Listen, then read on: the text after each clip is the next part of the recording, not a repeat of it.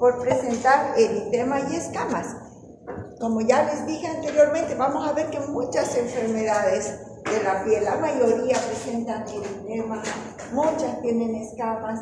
Ahora hay situaciones en que la escama es parte de un proceso residual, ha habido un proceso activo y después empiezan a haber escamas. En el caso de estas enfermedades, la escama es parte de la manifestación desde el inicio de la enfermedad. Pueden haber otras, pero esta es, bueno, estas son características. Y van a ver ustedes también que hay muchas enfermedades que presentan más lesiones que eritema y escamas. Pero ahí vamos a tener que empezar a interpretar los hallazgos, ¿no? Bien. Hablamos primero de la dermatitis de contacto y vamos a reconocer dos tipos de dermatitis de contacto. Una que es la dermatitis por irritante primario y se abrevia DIM. Y la otra que se llama dermatitis de contacto alérgica y se abrevia de esa manera.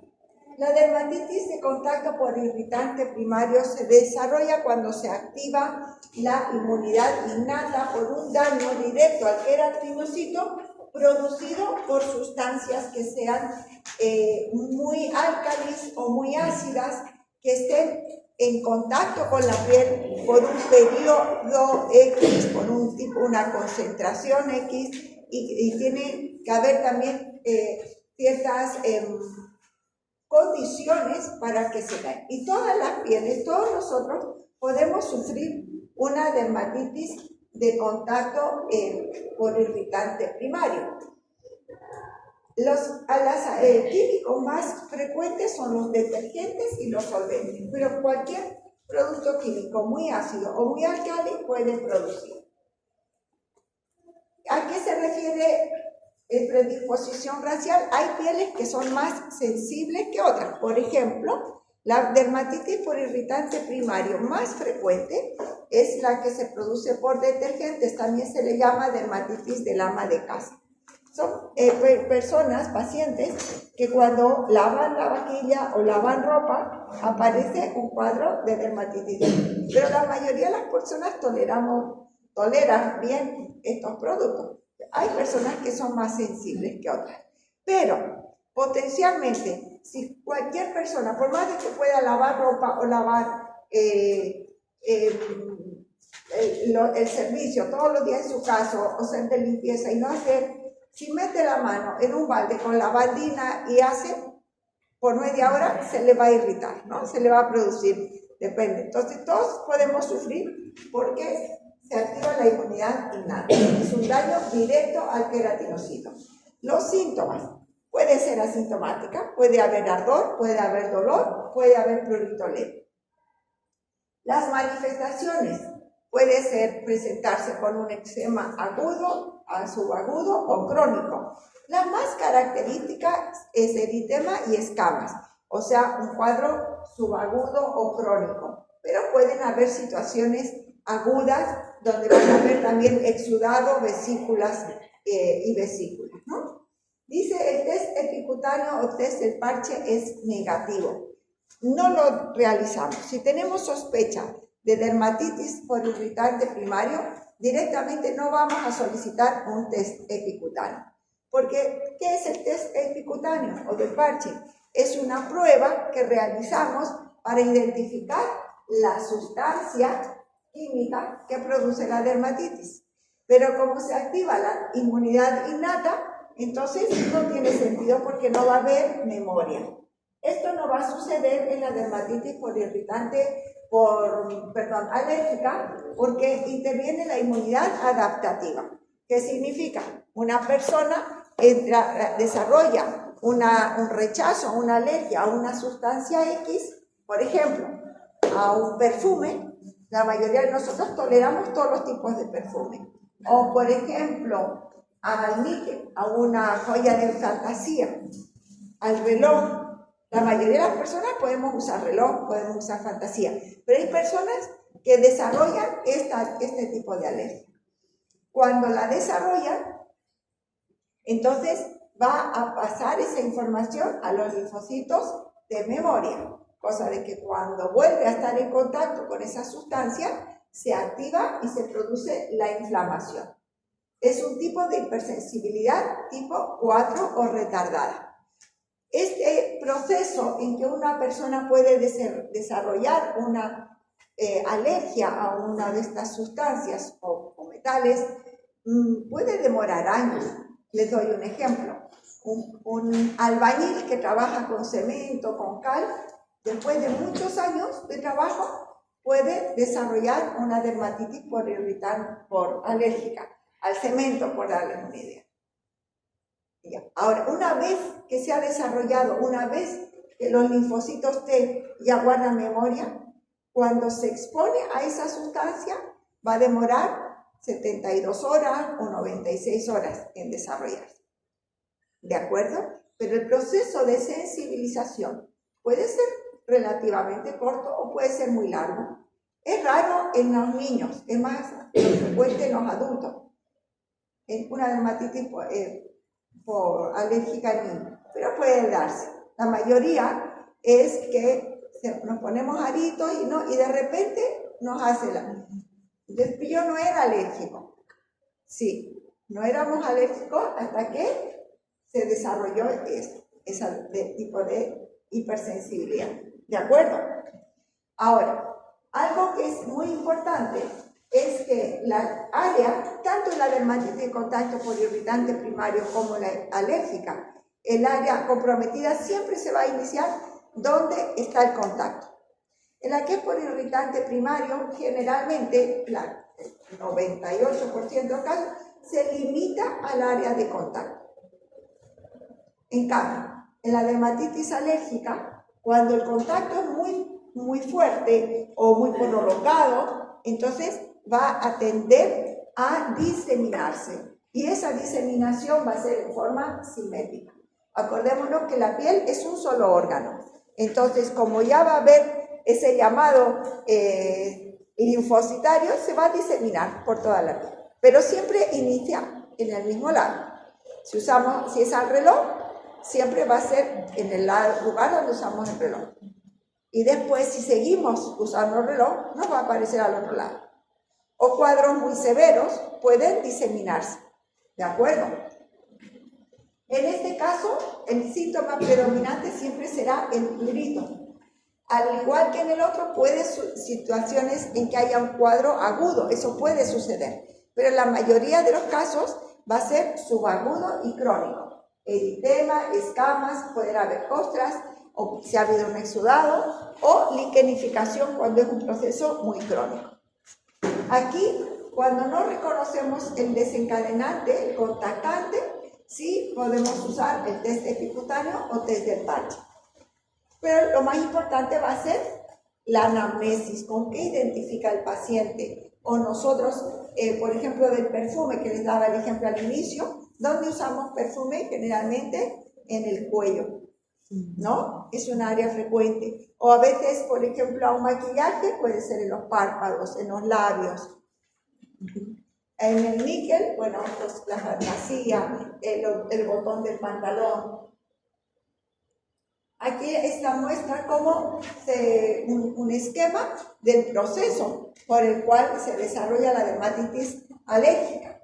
El acteno, pues esa sustancia se va a ligar a las proteínas de membrana de los queratinocitos, va a ser reconocido ese acteno por las células de Langerhans, que son células presentadoras de antígeno, que van a presentar a los linfocitos de memoria, van a migrar al ganglio linfático regional, ¿no? Donde van a depositarse esa información, y en el siguiente contacto se van a activar los linfocitos de memoria que van a activar a su vez a los efectores, produciendo migración hacia la epidermis y desencadenando todo el proceso inflamatorio y la activación de los macrófagos. Ahora, ¿por qué yo les pongo eczema? Eczema agudo, subagudo o crónico. ¿Qué es un eczema? Es un proceso inflamatorio de la piel, independiente de cuál sea su etiología. Hasta ahorita hemos hablado sobre todo de la etiología inflamatoria. En este caso, inflamación por irritante o inflamación por contacto, ¿verdad? Después vamos a hablar de otra. Puede ser infeccioso, puede ser, pero son menos frecuentes. Cuando generalmente decimos eczema, refiriéndonos al cuadro inflamatorio. Y les decía que un eczema agudo va a tener eritema, va a tener vesículas y va a tener exudado. Un eczema subagudo va a tener infiltración y va a tener costras por desecación de las vesículas y del exudado. Y un eczema crónico va a tener liquenificación, va a tener escamas. Liquenificación es un aumento del pigmento, del grosor y de las líneas de la piel. Ahora, una dermatitis de contacto alérgica o poliirritante necesariamente va a tener estos cuadros. No puede ser simplemente que haya eritema y haya escamas, nada más. Eso puede suceder. El tratamiento es fundamental el identificar cuál es la causa y el apartar. En el caso de la dermatitis poliirritante primario, por ejemplo, por los detergentes, tendrán que usar guantes de algodón y por encima guantes de goma, porque si siguen haciendo esa actividad, va a seguir produciéndose. Una dermatitis de contacto alérgica a los metales, al níquel. Si se sigue poniendo aritos de fantasía, joyas de fantasía, o el botón del pantalón, o la hebilla del cinturón, se va a seguir produciendo. Ahora, aquí, bueno, voy a hacer un paréntesis. Quiero que tengan un principio que cuando las lesiones sean agudas, cuando hayan vesículas, cuando haya exudado, siempre el tratamiento tópico, o sea, para aplicar, tiene que ser húmedo. Nunca usen secantes, talcos, mucho menos pomadas o cremas que no se va a absorber, porque eso favorece a la infección secundaria y no resuelve. Entonces es preferible poner pañitos, fomentos, hasta puede servir de agua hervida a temperatura ambiente o de manzanilla, que es también astringente. Ahora, hay fomentos ya preparados con agua boricada, que tiene ácido bórico, que tiene un poco de alcohol, que sirven como antisépticos también, ¿ya? Cuando el cuadro es leve o localizado, pero sin exudado, sin vesículas, vamos a los corticoides tópicos.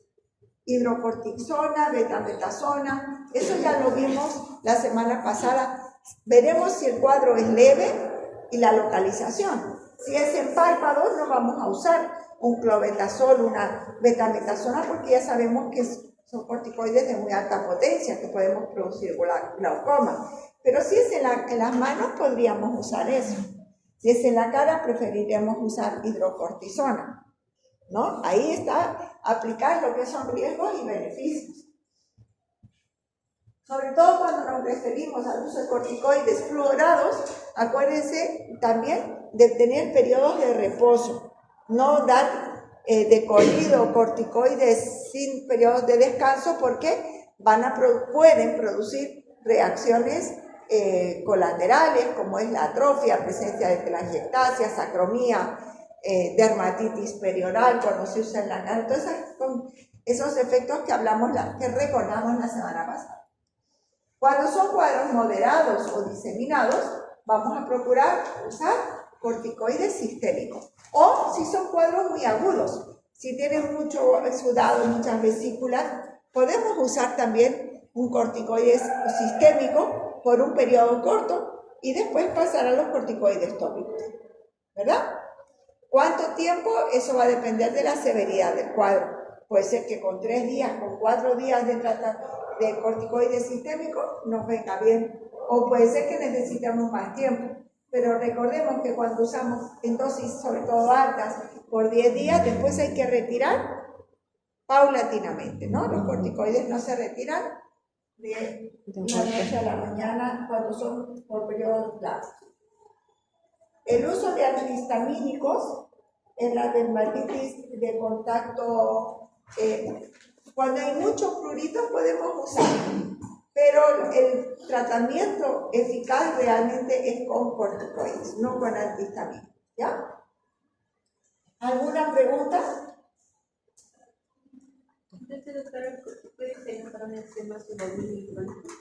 Y los fármacos serían los momentos. Pero igual depende, puedes usar corticoides sistémicos en un agudo por 3 días hasta que baje el exudado y de ahí pasas al tópico. Pero tópica, en forma tópica no le indiquen talco, no le indiquen que si tiene exudado. ¿Ya? Eso vamos a ver cuando veamos ampollas. Dermatitis atópica es un trastorno que es muy frecuente en la infancia. Puede darse en los adultos jóvenes y quedan estigmas prácticamente para toda la vida de algunas susceptibilidades de las personas atópicas, pero es un trastorno predominante de la población infantil. Se asocia con otros trastornos atópicos como el asma, la bronquitis, la rinitis y la conjuntivitis. No significa que tengan que presentarse siempre en el paciente al mismo tiempo. Puede ser un paciente con dermatitis atópica que tenga antecedentes, por ejemplo, de rinitis, o puede tener antecedentes familiares de rinitis, de los hermanos, los tíos, los padres, que tengan algún trastorno atópico. Es un cuadro que hay factor constitucional, ambientales, genéticos para su desarrollo. Y también en la parte cutánea es importante la alteración en la barrera cutánea. Entonces, hay la base genética, la alteración de la función autonómica y hay alteración del sistema inmune. Yo les mencioné en la anterior clase que la principal alteración que se interviene es la hipersensibilidad tipo 1, pero en verdad también hay otras alteraciones inmunológicas en los pacientes atópicos, como ser elevación de eosinófilos, susceptibilidad a infecciones por Staphylococcus aureus, asociación con otras alergias como urticaria, que también es un tipo de reacción tipo 1, pero también reacciones por medicamentos que son producidas por reacciones por hipersensibilidad tipo 4. Entonces, la dermatitis atópica es un trastorno que es multifactorial. No hay un solo factor que la desarrolle. ¿De acuerdo?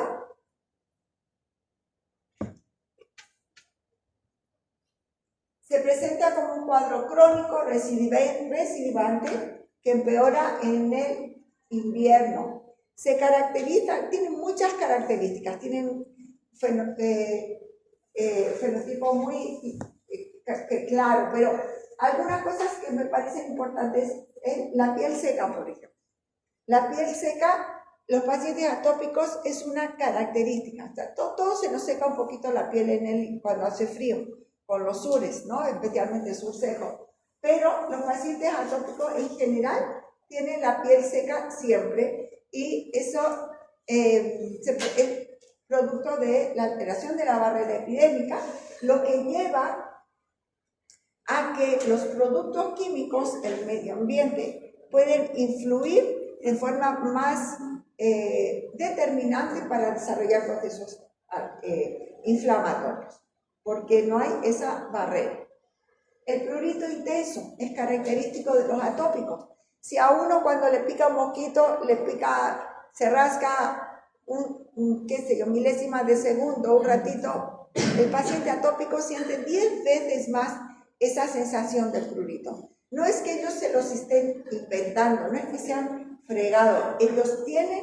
Los pacientes atópicos tienen un umbral al prurito más bajo que las personas no atópicas.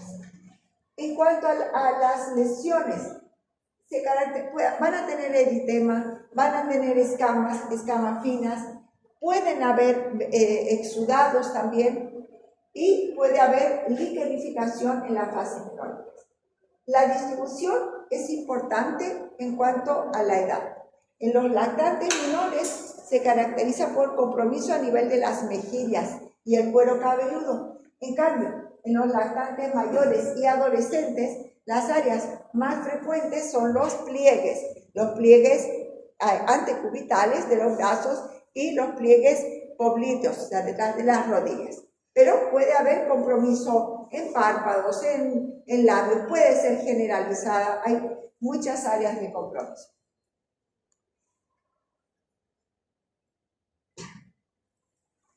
En cuanto al tratamiento, como hemos visto que es multifactorial, tenemos que controlar o supervisar estos factores. Bueno, en cuanto al clima, no podemos hacer nada, excepto saber que el niño atópico va a empeorar en el invierno. Y tenemos que advertirle a la mamá que tiene que tener preparada ropa de invierno que sea de algodón, que no puede usar lana, que no puede usar tejido sintético. Y eso se mantiene hasta la edad adulta. Personas que directamente no pueden ponerse un tipo de ropa porque les empieza a picar. Y eso no es que, qué fregada, no, le gusta solo ropa de... No toleran otro tipo de ropa, ¿de acuerdo? El uso de detergentes, suavizantes para la ropa. Los suavizantes están prohibidos. Todo lo que sea producto químico, contra menos químico, mejor. Los suavizantes están descartados.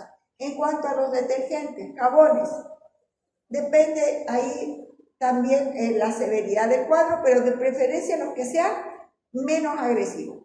Contra más propaganda para quitar manchas, contra más potencia para quitar manchas tenga, menos apropiado para un atópico. Contra menos químico, mejor. Entonces, de preferencia, el de coco es el que mejor tolera. Control de aeroalergenos y la dieta hipoalergénica, eso solamente en la dermatitis atópica lo aplicamos en cuadros muy severos, ¿de acuerdo? Esto se aplica más para asma, para rinitis, para la bronquitis, para la dermatitis menos. En los baños, ya dijimos que la piel es seca, entonces los baños tienen que ser con la temperatura lo más tibia posible a fría y tienen que ser cortos. Duchas rápidas con agua a temperatura ambiente y humectar después de cada baño. Si se bañan 3 veces se humectan. Por ejemplo, hay niños que hacen natación. Pueden hacer natación, pero tienen que ir después sacarse ese agua con cloro y humectar toda la piel. ¿Qué humectantes vamos a usar? Lo más importante es que no sea muy perfumado. Ahora, depende la severidad del cuadro. Pacientes que tienen un cuadro leve podemos usar humectantes, emulsiones para bebés, ver cómo se tolera. Ahora, hay pacientes que tienen una xerodermia, o sea, piel seca, o xerosis también se llama, muy severa, entonces necesitan humectantes especiales para atópicos. Eso encarece mucho los costos del tratamiento del atópico. Después, en cuanto a medicamentos, la primera línea, corticoides tópicos, especialmente cuando son cuadros leves a moderados. Los cuadros severos ni siquiera los voy a mencionar. En su libro los mencionan, hablan de inmunomoduladores sistémicos como la ciclofosfamida, la ciclosporina, pero eso ni siquiera lo voy a mencionar porque eso realmente ustedes como médicos generales no lo van a usar, ¿de acuerdo? Pero esto sí, corticoides tópicos, acuérdense que los niños, sobre todo contra menos edad tienen, más van a absorber lo que se le aplica, así que evitemos corticoides de muy alta potencia en áreas muy extensas de la piel. Acuérdense que la hidrocortisona, la desonida, son corticoides de baja potencia, la mometasona de mediana potencia, más seguros. Inmunomoduladores tópicos como el tacrolimus. Antihistamínicos, aquí sí va a ser nuestra herramienta fundamental para controlar el prurito, especialmente los antihistamínicos de acción central, o sea que producen sedación, como la clorfeniramina. En el libro de Falabella ustedes van a leer mucho hidroxicina, pero en nuestro medio no tenemos para venta libre, o sea, en las farmacias, quiero decir, tienen que mandar a formular, a preparar, ¿de acuerdo? Estas dosis son para niños mayores. Para niños menores de 2 años, les recomiendo que, si está muy severo, lo encaminen con el pediatra. En el caso de que ustedes, cuando estén en sus postas, cuando hagan su provincia, ¿no?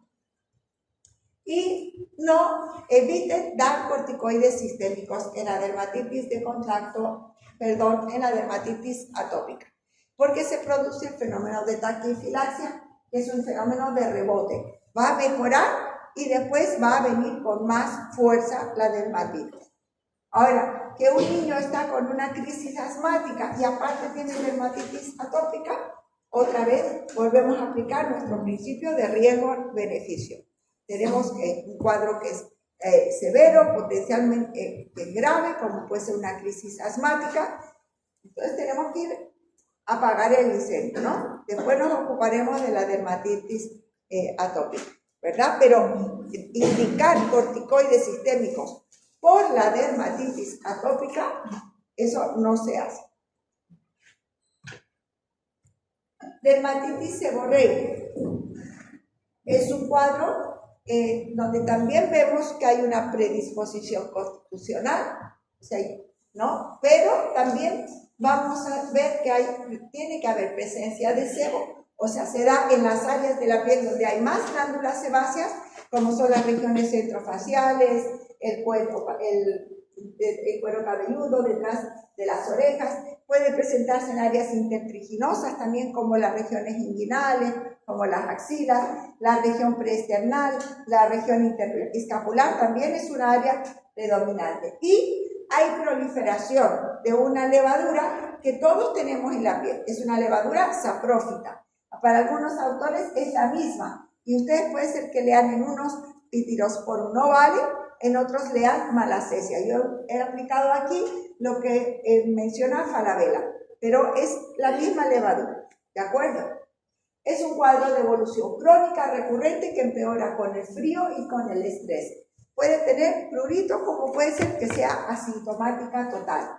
Se caracteriza por eritema, pero también por escamas, pero tienen una consistencia gordurosa, amarillenta, oleosa, que se desprenden fácilmente. En cuadros más severos pueden haber cuadros subagudos, eczema subagudo, o sea, puede haber un eczema seborreico, donde va a tener presencia de exudado. Tratamiento, aquí sí, como tenemos dos situaciones desencadenantes, el proceso inflamatorio y la proliferación de una levadura, aquí sí tenemos que combinar corticoides con antimicóticos. El antimicótico que más usamos es el ketoconazol, pero por vía tópica. Si es un cuadro muy severo, entonces podemos usar corticoides por vía sistémica por un periodo cortito, idealmente, y para continuar después con tratamiento tópico. No tienen tratamiento de cura, al igual que todas las anteriores y al igual que esta, que es la psoriasis.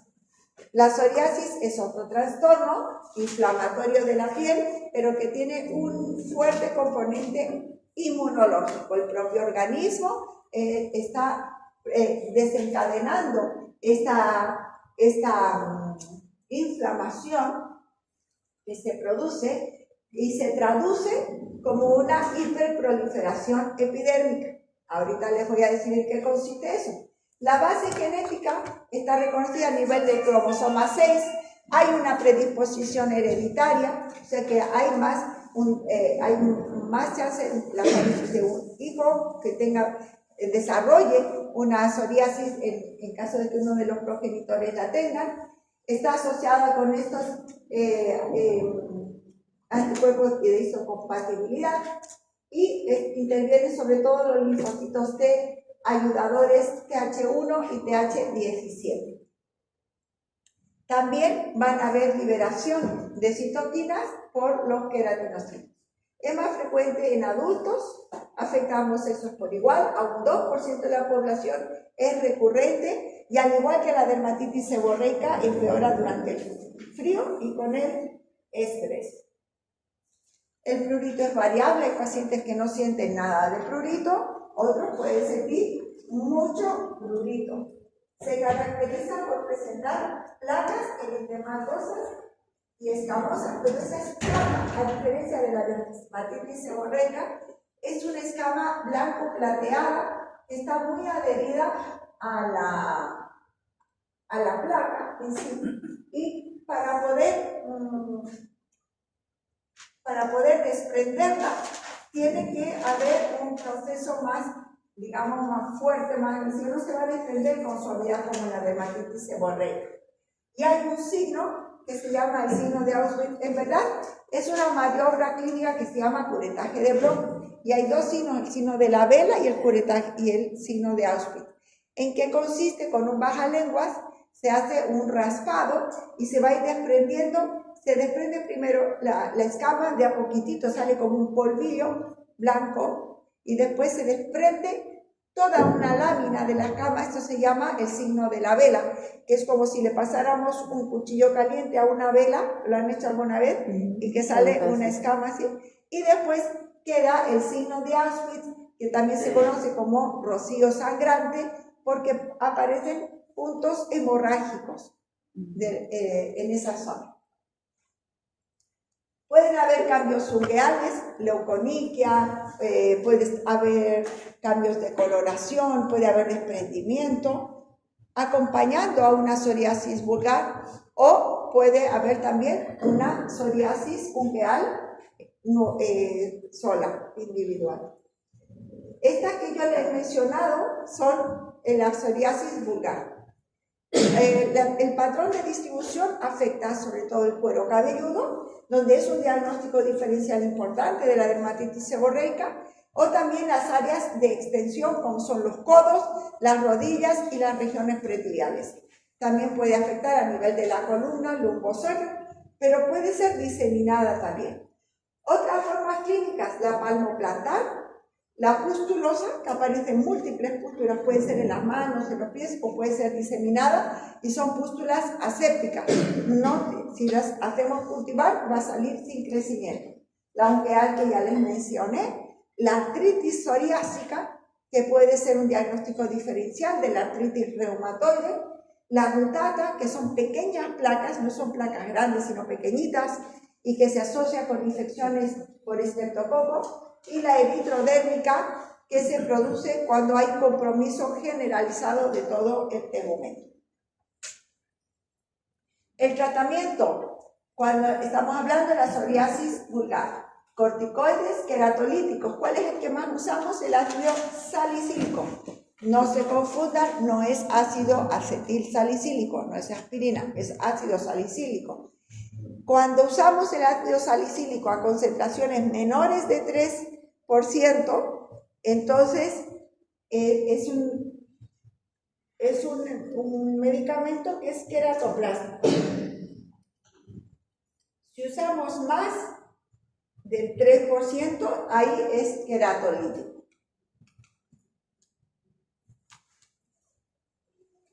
Derivados del alquitrán y el calcipotriol, derivado de la vitamina D, también lo usamos. Podemos usar fototerapia, ¿no? Y cuando cuadros muy severos, usar metrorexato, inmunomoduladores biológicos. Hay que tener cuidado con el metrorexate, porque ustedes saben que es un medicamento hepatotóxico y que se produce por esa hepatotoxicidad, no es aguda.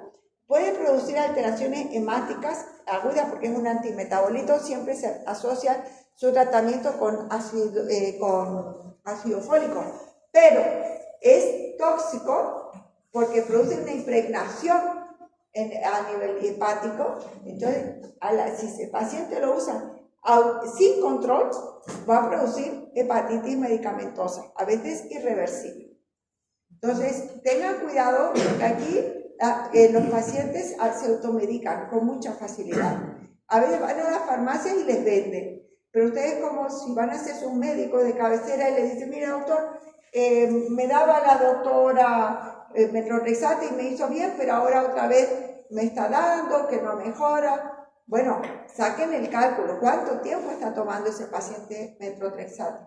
Porque no es raro en nuestro medio encontrarnos con pacientes, como les decía, con ya daño hepático irreversible.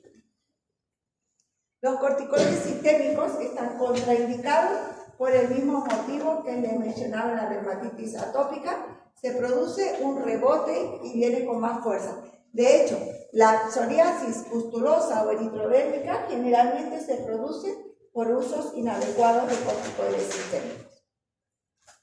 ¿Alguna pregunta? Doctora, cuando dijo sobre el ácido salicílico, que es diferente a la aspirina, dijo... La aspirina es ácido acetilsalicílico, sí. Exacto. Es mayor a 3%, dijo que es queratolítico y menor. No, queratoplástico. ¿Menor? Menor es queratoplástico, o sea que produce como una reorganización de la epidermis. Y queratolítico es que va a destruir, eliminar esa capa superficial de la capa córnea de la epidermis. Ya que le quedaba en deuda, ¿a qué se refería eso con la hiperproliferación epidérmica? ¿Se acuerdan la imagen de la capa basal y la capa córnea, cómo van migrando los queratinocitos? Ese tránsito desde la capa basal hasta la capa córnea dura en la piel normal aproximadamente 3 semanas. En cambio, en la psoriasis, ese tránsito dura 7 días. A eso se refiere con hiperproliferación epidérmica. Psoriasis, la pitiriasis rosada, pitiriasis de verde. ¿Quiénes estuvieron en prácticas hoy día? Esta la vimos, ¿no? En caso clínico. La pitiriasis rosada, no, ustedes estaban en el grupo D, fue con el grupo B que la vimos. Ya. Es una enfermedad benigna, frecuente, que se produce, se cree que puede ser producida por herpes simple tipo 6 y 7, pero esto no está comprobado, ¿de acuerdo? No es contagiosa, es autolimitada, estacional, o sea que aparece en ciertas épocas del año, generalmente en primavera, pero eso puede variar, al igual que el prurito. Puede haber personas que tienen mucho prurito y otras personas que no sienten nada de prurito. Las lesiones son característicamente ovaladas o redondeadas, que tienen un eritema que es un eritema pálido y que tiene una escama que aparece desde el centro de la lesión hacia afuera. Por eso se llama como un collarete de escamas finas. Y otra característica clínica es que al inicio se presenta la placa heraldo o medallón predecesor. Es una lesión mayor que aparece, que puede ser 1 semana o 2 semanas antes de que aparezcan todas las otras lesiones más pequeñas. El área de distribución más frecuente es en el tronco. Es muy rara en la cara. Generalmente el tronco, y después sí puede extenderse un poquito al cuello, a los brazos, a los muslos, pero es muy difícil en la cara o en las áreas palmoplanteras. Diagnóstico diferencial. Cuando aparece la placa heraldo, la lesión predecesora, antes de que aparezcan las otras, puede ser un diagnóstico diferencial de una tiña corporis, de un empeine que ustedes conocen. Ahora, cuando las lesiones aparecen en esta fase, cuando hay menores, y especialmente si esta lesión predecesora no se identifica, y si es en una edad, en cierta edad, hay que diferenciar de la sífilis secundaria. Entonces pediremos un BDRL. El tratamiento es sintomático. Este es un cuadro que dijimos que era autolimitado. ¿Cuánto dura? Puede durar 1 mes, puede durar 1 mes y medio, puede durar 2, puede durar 3 meses. No sabemos cuánto va a durar. Pero lo que nosotros no vamos a poder interrumpir el proceso. Vamos a poder aliviar si es que hay síntomas. Podemos usar corticoides de baja potencia, como la hidrocortisona, para que vaya aplicándose en las áreas más afectadas. Y debemos evitar los corticoides de alta potencia. A veces, si es necesario, damos por vía sistémica. ¿Ya? Y, a ver, dermatitis del pañal. La dermatitis del pañal es un trastorno que afecta, como su nombre lo dice, a nivel del área del pañal. Es frecuente en niños pequeños, en lactantes menores que usan pañales, y en personas de cualquier edad que tengan incontinencia y usen pañales. Se caracteriza por el compromiso en las áreas convexas, o sea, en la área de contacto con el pañal. Y ahí se describe el signo de la W, que es el área de contacto. Pero, y especialmente en los niños pequeños, pero en personas mayores o que tienen diabetes, pueden con frecuencia las áreas de los pliegues sobreinfectarse con una cándida, por ejemplo, con candidiasis. Una cosa no descarta la otra, ¿de acuerdo? Tratamiento, cuidados generales, mudar rápidamente lo antes posible, lo que no esté mucho tiempo en contacto con la piel, la aireación y las pastas las antiescaldantes que tienen pasta de óxido de zinc. Y para terminar la clase hablamos de dermatofitosis o tiñas, que son infecciones causadas por hongos que se llaman dermatofitos porque tienen afinidad por la piel y también por los pelos y las uñas. Nosotros ahora, o sea, por la queratina, ¿no? Donde hay queratina. Nosotros ahora solamente vamos a hablar las que afectan la piel. No vamos a hablar de pelos y uñas porque eso lo veremos al final de la materia para plantearnos diagnósticos diferenciales. Es importante reconocer que estos tres, la clasificación de los hongos que son geofílicos, teofílicos y antropofílicos. Esto es importante para entender por qué algunos hongos, como el Trichophyton rubrum, que es el más frecuente en parasitar el humano, pueden persistir de forma indefinida en la piel, en las uñas, en el pelo no tanto, pero las uñas y la piel sí. En cambio, los que son de género Microsporum, Epidermophyton, que son más que su hábitat es más a nivel de que parasitan los animales o que están en la tierra. Entonces, cuando parasitan el humano, suelen producir reacciones mucho más inflamatorias. El organismo lo rechaza mucho más. Pueden haber factores genéticos, pues hay personas que cada verano se contagian de un hongo. Hay personas que nunca han tenido una infección micótica. Hay situaciones de inmunodepresión que pueden favorecer en algunos casos. Factores ambientales como el calor y la humedad, por eso en nuestro medio tenemos tantas dermatofitosis, ¿no? Es más, aquí ya se va al otro extremo, que todo se diagnostica como absolutamente. Una persona que no sea médico o algunos médicos también, y para que decir enferma, es hongo, le van poniendo. Bueno, sí, es verdad que son muy frecuentes. Hay tendencia a la cronicidad, especialmente cuando está afectado por el Trichophyton rubrum, y cuando está en actividad generalmente se acompaña de prurito. Según la localización va a tener la denominación. Si afecta a los pies va a ser tiña pedis, si afecta al cuerpo, tiña corporis, si afecta a las regiones inguinales, tiña inguinal, ¿de acuerdo? Entonces, en la tiña pedis se reconocen tres formas clínicas: la hiperqueratósica, que hay una capa gruesa de capa córnea, que se llama también tiña mocasín. Es una tiña que nunca ha sido tratada, que ha evolucionado y la piel es gruesa.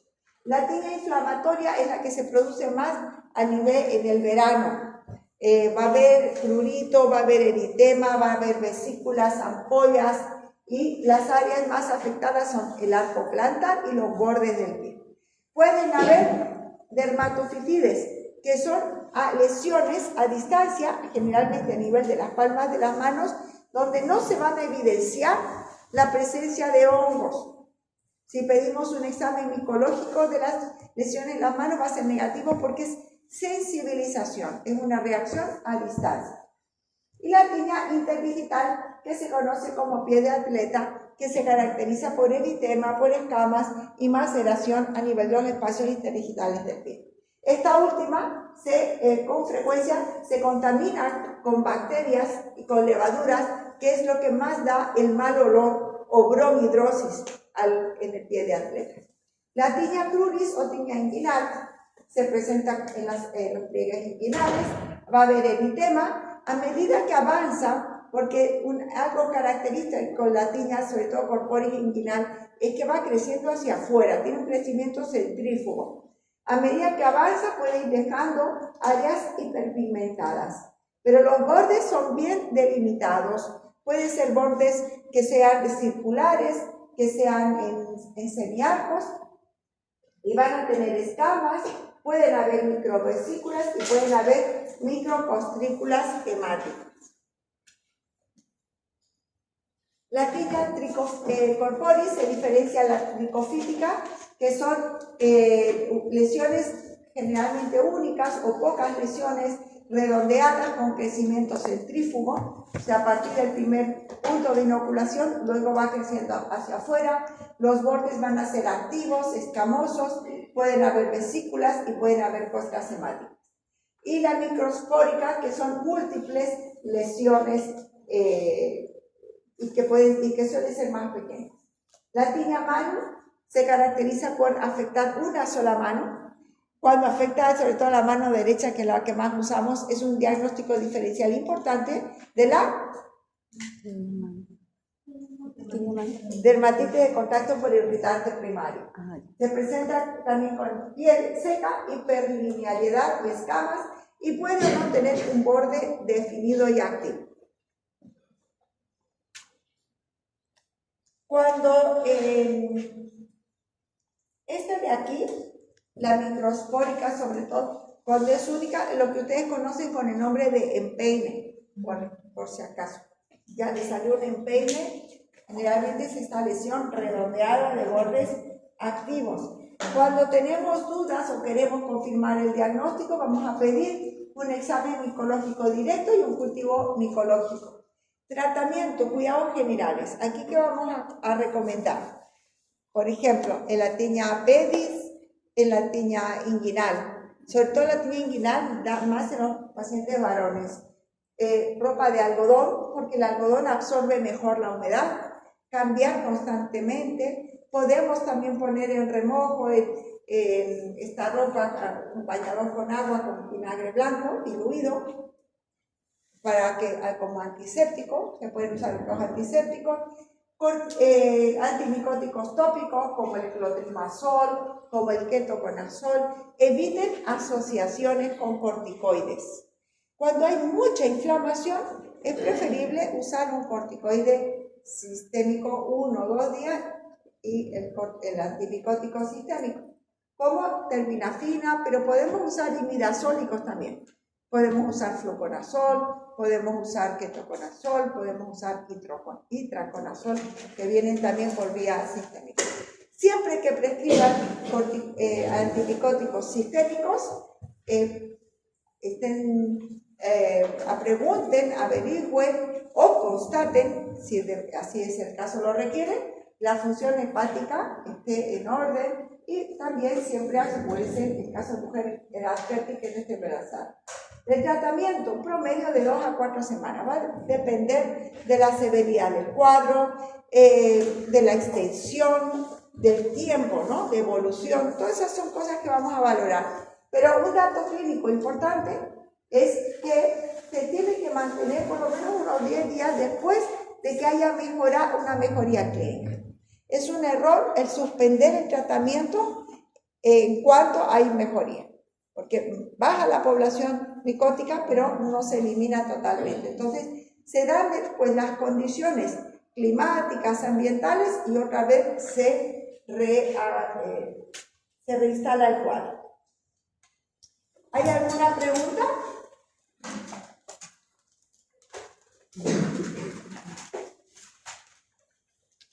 Bueno, si no hay ninguna pregunta,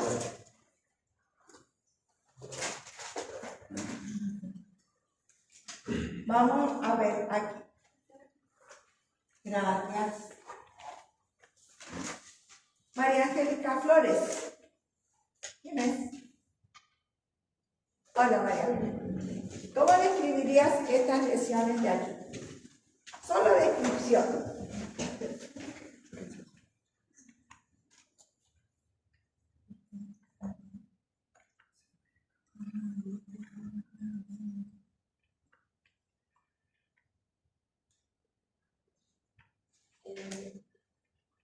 ¿Qué ves?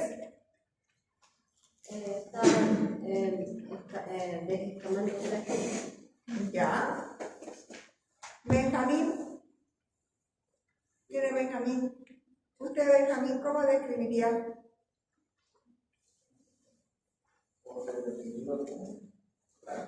Placas, ¿ya? Está bien, tenemos con placas. Escamosas, muy bien. ¿Cómo es esa escama? Blanca. Son blancas plateadas. Ahora, cualquiera de ustedes, ¿cómo complementaría la descripción? Tenemos placas, ¿qué falta ahí que describir? Son placas bien definidas, de bordes definidos. ¿Y hay eritema o no hay eritema? Hay eritema, ¿no? Entonces, placas eritema escamosas con una escama blanco plateada, bien definidas, que están localizadas. Una está en la cara extensora de los muslos y está con compromiso un poquito en la rodilla, ¿no? Aquí tenemos que saber también la edad, cuándo empeora. ¿En qué patología pensarían? Psoriasis. Muy bien. Naira Castro, ¿cómo describes Naira? Ahí, ¿qué ves? Bordes irregulares. ¿De qué? ¿Cuáles son las lesiones que primero ves? Escamas. Hay escamas, ¿ya? Son escamas que son un poco amarillentas, ¿no? ¿Qué más hay?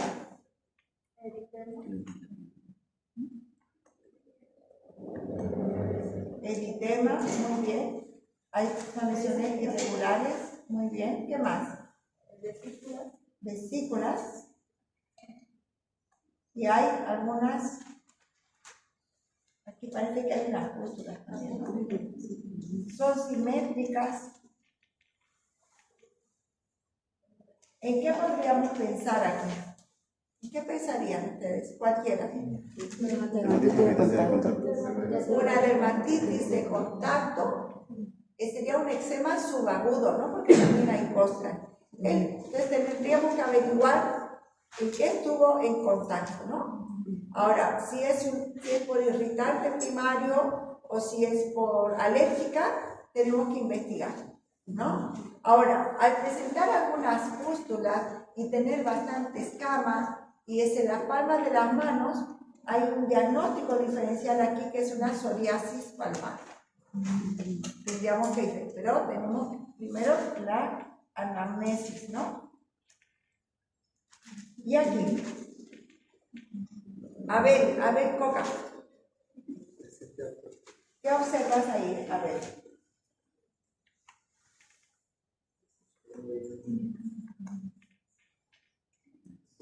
Fisuras. ¿Ah? Fisuras. No son fisuras, no hay solución de continuidad. Hay otra cosa que parece fisura. Está algo descamándose. Hay escamas y hay una acentuación de las líneas de la piel. A eso se refiere hiperlinealidad. Y afecta una sola mano, que sepamos por lo menos. ¿Qué cuadro hemos mencionado ahora que afecta a la palma de la mano, que se caracteriza por escamas e hiperlinealidad? Cualquiera. Tiña mano. Tenemos que hacer ¿qué pediremos? Un examen micológico directo y cultivo. Siempre que lo pidan, asegúrense que no esté usando ningún medicamento su paciente, porque si no les puede dar falsos negativos. Y lo otro es que tienen que mandar a un laboratorio de referencia, porque el examen micológico depende netamente de la habilidad del técnico, bueno, que esté bien preparado el paciente, que no esté usando medicamentos, que esté sin lavarse la piel, y la técnica para colectar la muestra y para encontrar las hifas y las levaduras, que no siempre son fáciles de ubicar. A ver. Oraira. ¿Qué observas ahí, Oraira? ¿Cómo describirías esa lesión?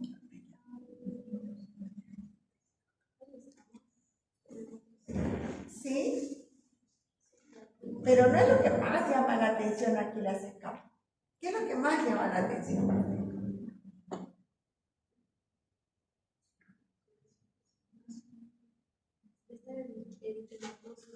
Hay eritema. ¿Dónde está localizada?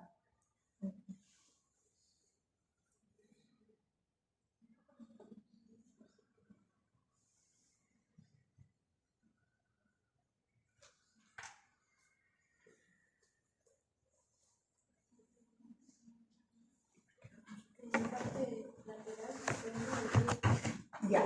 Y ese eritema que hay, ¿qué te llama la atención?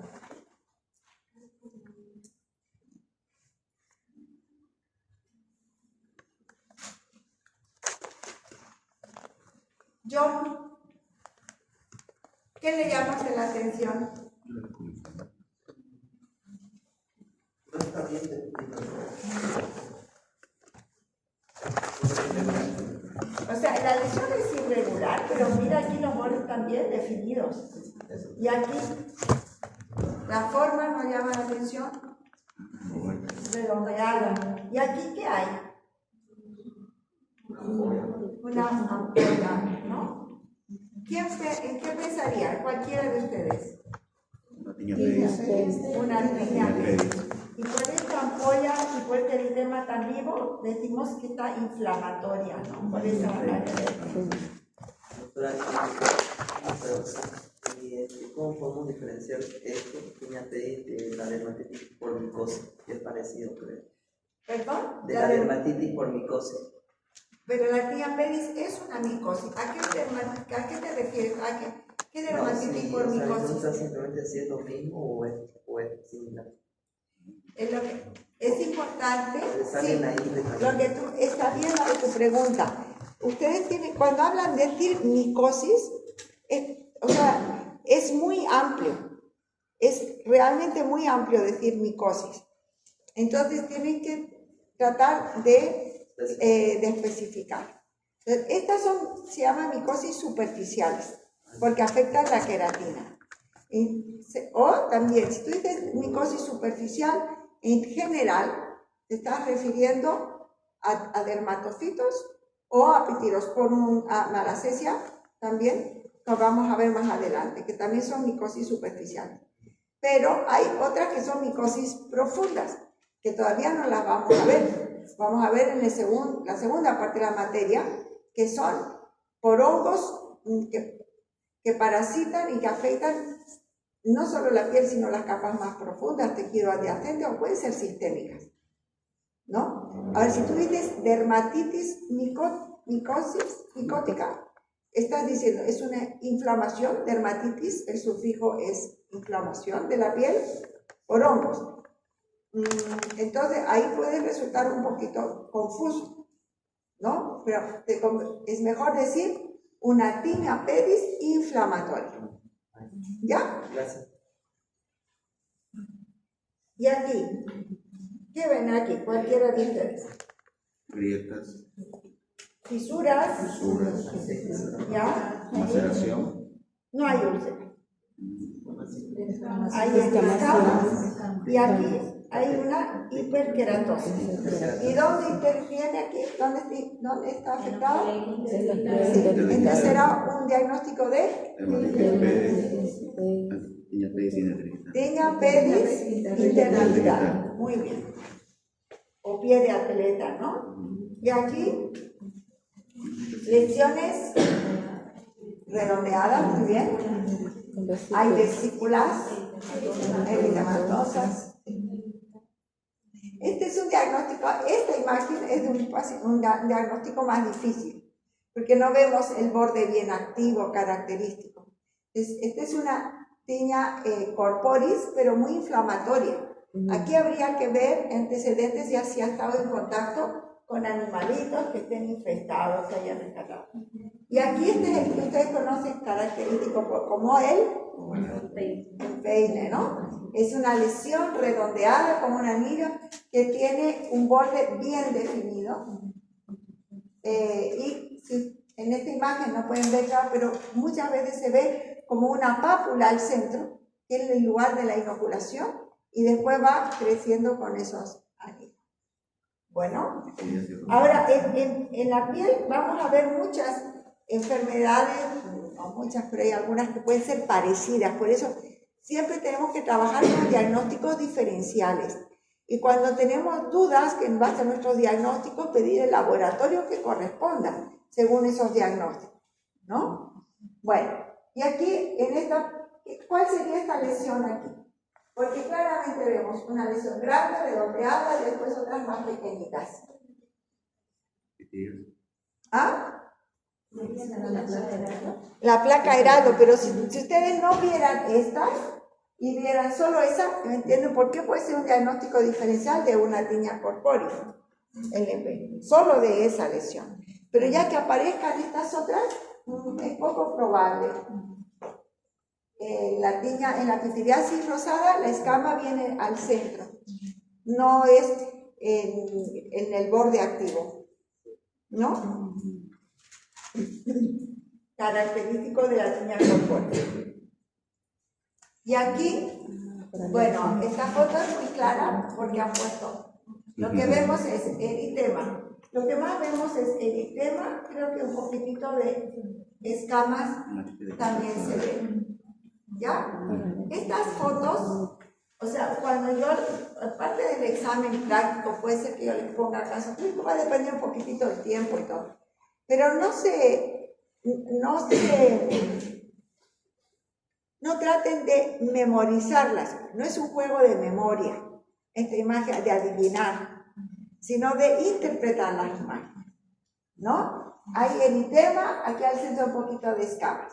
Y está ¿en qué área? En área de contacto del reloj.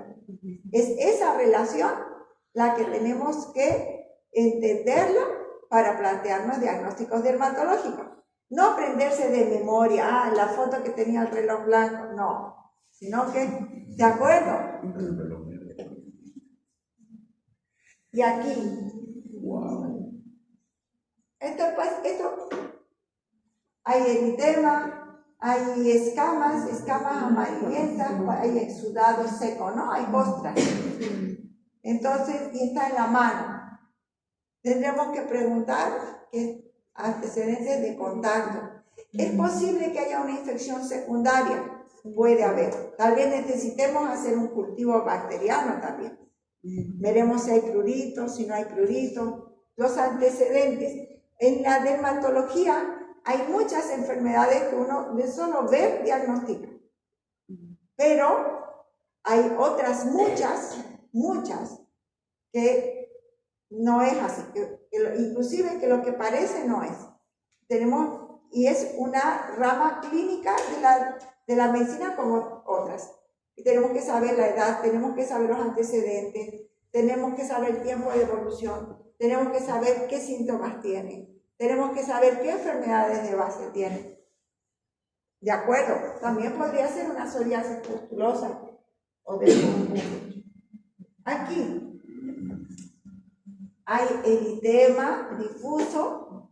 Miren el engrosamiento de la piel ahí arriba en los antebrazos, significa que es un proceso crónico. Los pacientes con dermatitis de contacto crónica, especialmente los que el contactante, porque esta es una dermatitis de contacto, alérgica, especialmente que los contactantes están relacionados con su labor, sea de limpieza, sea lo que les mencionaba, por ejemplo, de la albañilería. Es muy difícil el paciente, uno, que acepte, que reconozca que algo que ha trabajado mucho tiempo con eso expuesto sea el motivo. El aceptar, yo no tenía eso. Ni siquiera aceptamos el paso de nuestra edad. Yo no era así. Mi piel era tersa, no se me caía el pelo. El tiempo pasa. Pero además, aceptar que tienes una enfermedad que tú antes no tenías y encima que está relacionada con tu trabajo. Es muy difícil. Aquí viene también lo que hablábamos del principio de autonomía. Vamos a tener que tener a veces paciencia para explicarle al paciente de buena manera por qué pensamos que es eso. Y lo segundo importante, que aprovecho para recordarles el asunto de la medicación. ¿Cuál es el tratamiento de elección en la dermatitis de contacto sistémica? Por ejemplo, de esta paciente, de la dermatitis de contacto alérgica. Corticoide sistémico. ¿Qué problema tenemos en nuestro medio? La automedicación. Entonces, es frecuente que los pacientes, es igual que los pacientes que los reumatológicos con dolor de las articulaciones, y ya van a la farmacia y se compran su dexametasona. Igual es dermatitis alérgica, van y se compran prednisona. ¿Y cuáles son los efectos a largo plazo? Síndrome de Cushing, ¿no? Entonces, tenemos en estos pacientes que tener la paciencia y a veces el convencerlo de alguna forma, decir, bueno, haga lo que yo le estoy pidiendo, apártese de su trabajo, tome todas las precauciones, póngase guantes de algodón y después las de goma, en caso de limpieza, por ejemplo. Haga lo que yo le estoy diciendo al pie de la letra. Cuando usted se sienta bien y pruebe. Y ahí puede ser que se convenga. Eso también va a depender un poquitito del nivel social, de la capacidad de entendimiento, pero el factor económico, cuando es de lo que tú vives, que te produzca alergia, es bien complicado, ¿no? Entonces, el test epicutáneo se puede hacer, pero es caro. Aquí en Santa Cruz hay algunos centros particulares que tienen, pero es caro. Y nunca se hace un test alérgico cuando la alergia está en actividad. Eso es algo que también tienen que saber. ¿De acuerdo? Este es el test epicutáneo. Este es hay baterías, hay europeas, hay americanas, hay sudamericanas, ¿no? Eso dependiendo de cuáles son las dermatitis alérgicas más frecuentes según los países. Aquí tenemos un ejemplo de una dermatitis de contacto por el botón del pantalón.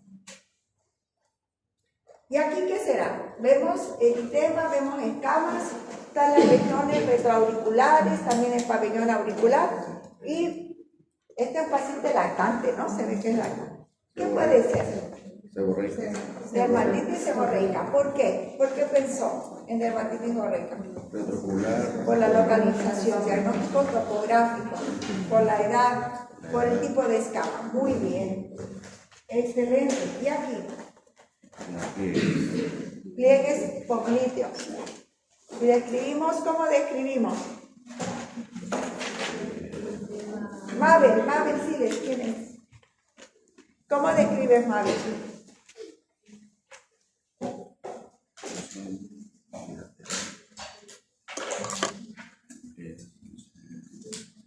¿Ah? Hay eritema, muy bien. ¿Qué más?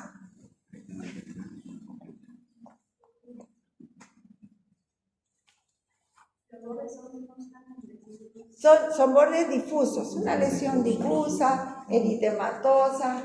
¿Qué más? Aquí, ¿qué tiene?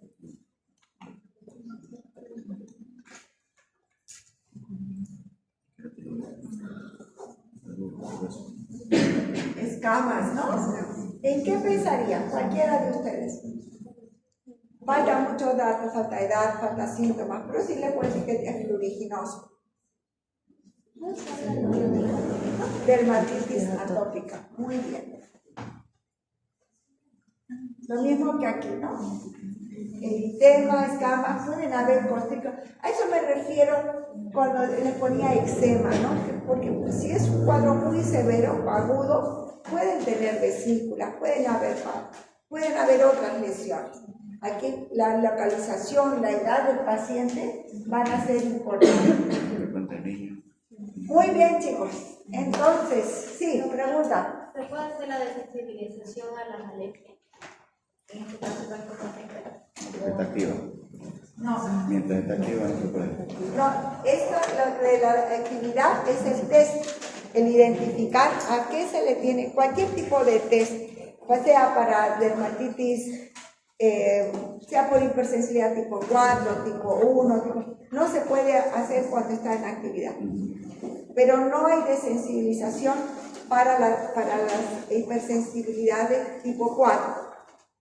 Ahora, puede un paciente que está mucho tiempo, te estoy hablando de años, sin exponerse al alergeno, puede suceder ya que esos linfocitos de memoria hayan acabado su tiempo de vida y entonces eso puede suceder. Pero no hay una forma de desensibilizar en la dermatitis alérgica, por contacto alérgico. En las que vamos a ver después, en las urticarias, en las que son hipersensibilidad tipo 1, puede haber pueden a veces haber formas de desensibilizar, ¿no? Usar las vacunas y eso. ¿Ya? Listo, chicos.